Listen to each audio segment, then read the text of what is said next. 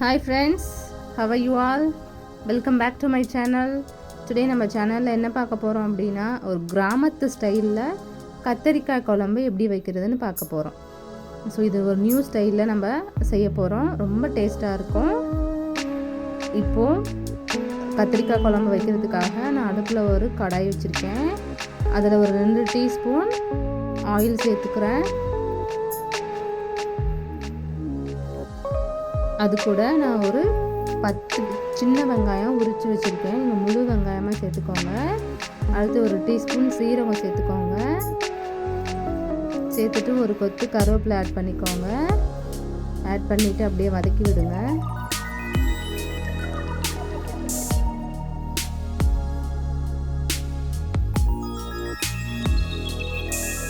நல்லா வதக்கிடுங்க.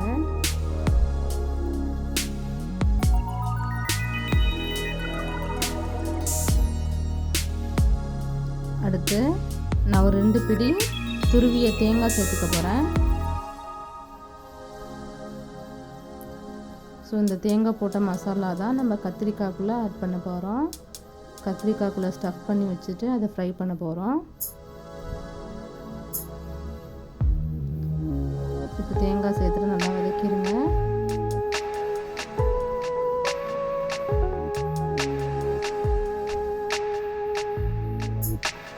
வதக்குனதுக்கப்புறம் இதில் ஒரு டீஸ்பூன் சில்லி பவுடர் ஆட் பண்ணிக்கோங்க. சில்லி பவுடர் ஆட் பண்ணிவிட்டு அப்படியே வதக்கி விட்டுருங்க.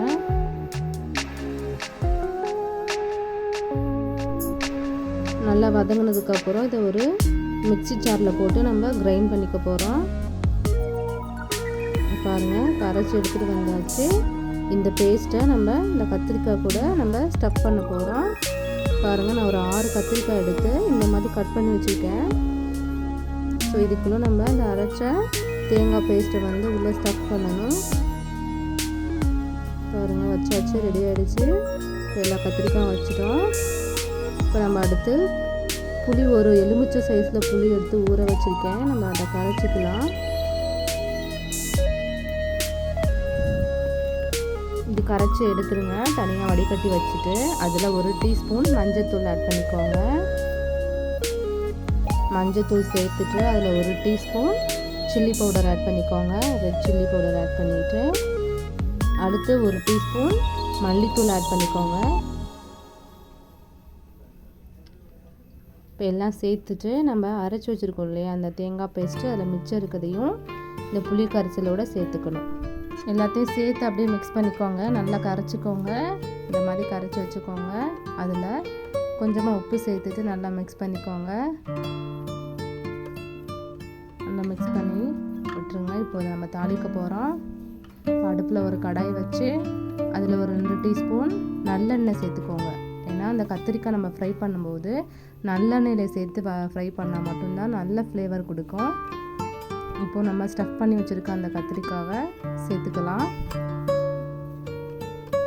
இப்போ இந்த ஆயிலில் சேர்த்துட்டு நல்லா ஃப்ரை பண்ணிக்கோங்க.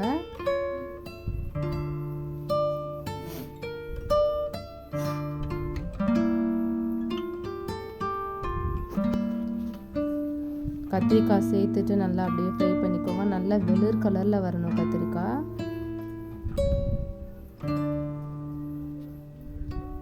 அப்படி நல்லா ஸ்ப்ரெட் பண்ணி விடுங்க. நல்லா வதங்கணும்.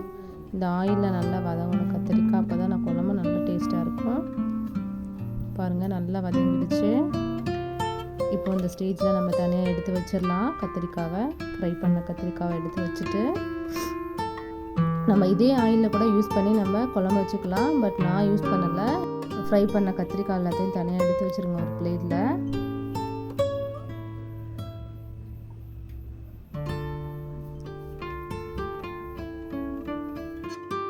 நீங்கள் இதே ஆயிலை யூஸ் பண்ணி குழம்பு வச்சுக்கலாம். பட் நான் யூஸ் பண்ணல. நான் வேறு ஆயிலில் வந்து யூஸ் பண்ணி குழம்பு வைக்க போகிறேன். இப்போ நான் கடாயை வச்சுட்டு அதில் ஒரு 2 டீஸ்பூன் நல்லெண்ணெய் சேர்த்துக்கிறேன். நல்லெண்ணெய் சேர்த்துட்டு ஆயில் ஹீட் ஆனதுக்கப்புறம் அதில் ஒரு டீஸ்பூன் கடுகு ஆட் பண்ணுறேன்.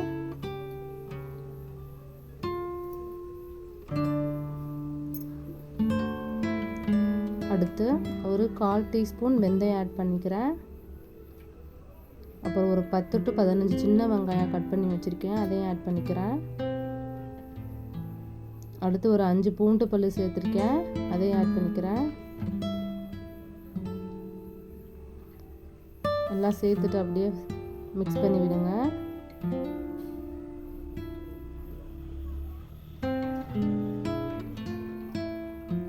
அடுத்து இது கூட நம்ம ஒரு கொத்து கருவேப்பிலை ஆட் பண்ண போகிறோம். கருவேப்பிலை நல்லா பொரிஞ்சு வர வரைக்கும் நல்லா அப்படியே கலந்து விடுங்க. அடுத்து நான் ஒரு 2 தக்காளி கட் பண்ணி வச்சுருக்கேன், அதையும் ஆட் பண்ணிக்கிறேன்.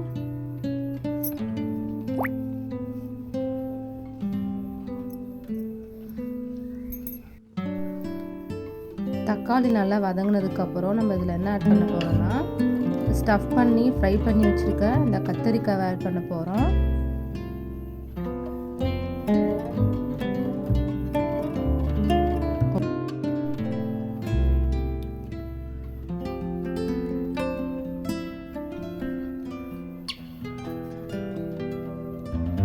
எல்லா கத்தரிக்காவும் ஆட் பண்ணிக்கோங்க.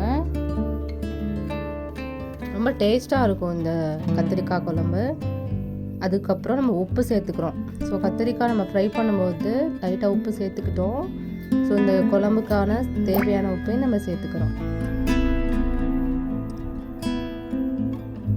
பாருங்கள், நல்லா வதங்கிடுச்சு. தக்காளியோடு சேர்ந்து இந்த கத்திரிக்காய் நல்லா வதங்கிடுச்சு. இந்த ஸ்டேஜில் நம்ம கரைச்சி வச்சுருக்க அந்த புளி கரைசலை சேர்த்துக்கலாம்.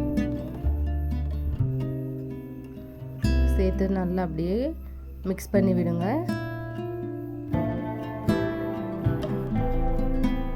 இப்போ இதை ஒரு 5 to 6 minutes நல்லா கொதிக்க விட்டுருங்க. நல்லா கொதிக்கட்டும். பாருங்கள், நல்லா கொதிச்சிட்ருக்கு குழம்பு. இந்த ஸ்டேஜில் நம்ம ஒரு பிடி கொத்தமல்லி ஆட் பண்ணிவிட்டு இறக்கிடலாம். இப்போ நமக்கு சுட சுட கிராமத்து ஸ்டைலில் கத்திரிக்காய் குழம்பு ரெடி ஆகிடுச்சு. ரொம்ப டேஸ்ட்டாக இருக்கும் இந்த கத்திரிக்காய் குழம்பு. இந்த குழம்புக்கு எந்த ஒரு சைட் டிஷ்ஷும் நமக்கு தேவை கிடையாது. இதில் இருக்க கத்திரிக்காய் வச்சுட்டு நம்ம சாப்பிட்றலாம். ஸோ நீங்களும் உங்கள் வீட்டில் இதே மாதிரி ட்ரை பண்ணிவிட்டு எப்படி வந்ததுன்னு கமெண்ட் பண்ணுங்கள். தேங்க்ஸ் ஃபார் வாட்சிங்.